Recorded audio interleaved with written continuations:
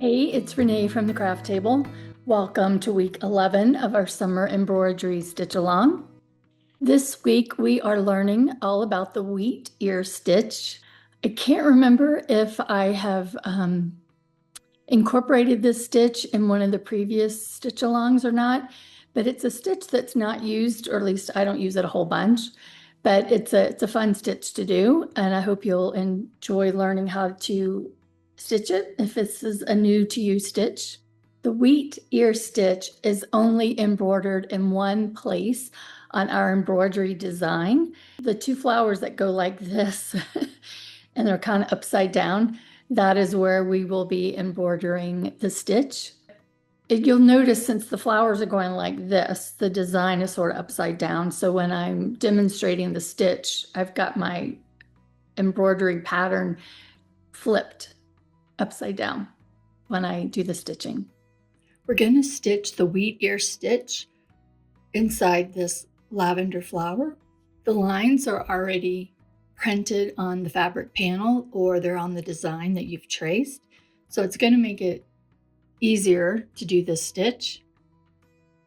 So I'm bringing my needle up from the back at that top part of what looks like a V, and I'm bringing my needle and thread, pulling it all the way to the top. I'm going to take a straight stitch going from left to right, top to bottom, and then I'm going to make another straight stitch, this other part of the V, going right to left, angling it top to bottom.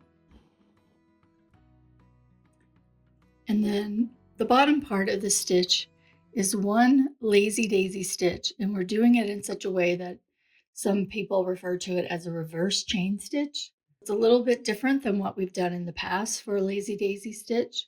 We're bringing the needle and thread up from the back at the base of our little oval, and we're going to slide our needle underneath that V that we've just made. And we're not piercing the fabric and we're not piercing the thread. We're going to just go right underneath that V, and we're pulling the thread through. We're not going to pull it too tight because we're going to make a little bit of an oval shape.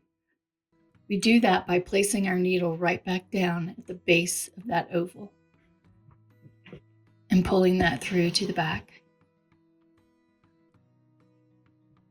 And that is one wheat ear stitch. Now the design calls for them to sort of be nestled inside. I really like the look of that. So here's the next stitch. Again, we're going to make a V with two straight stitches.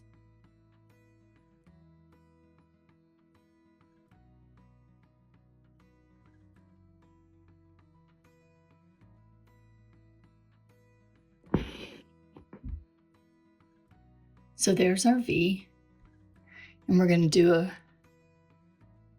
one reverse chain stitch underneath it. So that involves bringing our needle up at the base of that oval, sliding it underneath the V, being careful that we're not piercing the fabric and we're not snagging on that thread over there on the side. If it helps, similar to when we did the woven circle last week, if you want to use the back of your needle or a tapestry needle that's not quite so sharp, you can do that if that helps you avoid piercing the fabric or snagging on another piece of thread. We place our needle back at the base of that oval, forming the reverse lazy daisy stitch, and those two combined make up the wheat ear stitch. Similar to some of the other areas of this design, the individual wheat ear shapes are not identical to each other. I like to have a little bit of whimsy, so I don't make them exactly the same, and they might be a little scattered, not neatly in a row. But again, that's kind of by design. I like that look. So we have our V. Now we're going to do our oval shape.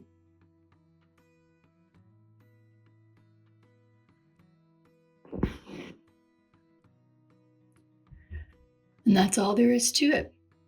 We'll do the same thing on this row, and then the flower on the other side of the fabric design.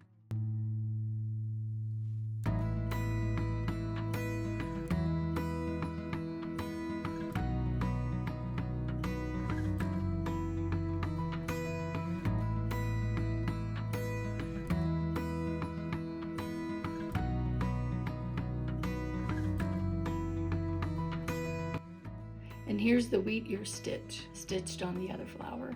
So I have a little bit of an announcement that doesn't really involve the stitch along, but I will be going back to Orlando tomorrow because the craft table is hosting Carolyn Friedlander the following Saturday on August 22nd.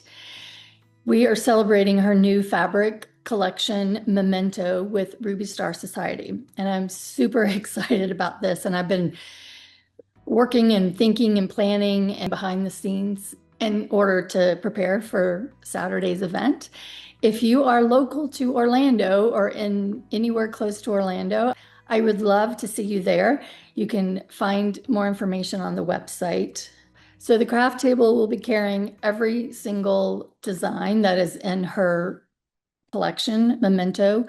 Most of it is quilting cotton, but she does have a few canvas prints as well, and of course pre-cuts. So so that's sort of my side note that has nothing to do with the stitch along, but I just want to share that announcement. So getting back to the stitch along, hope you enjoyed learning about the wheat ear stitch.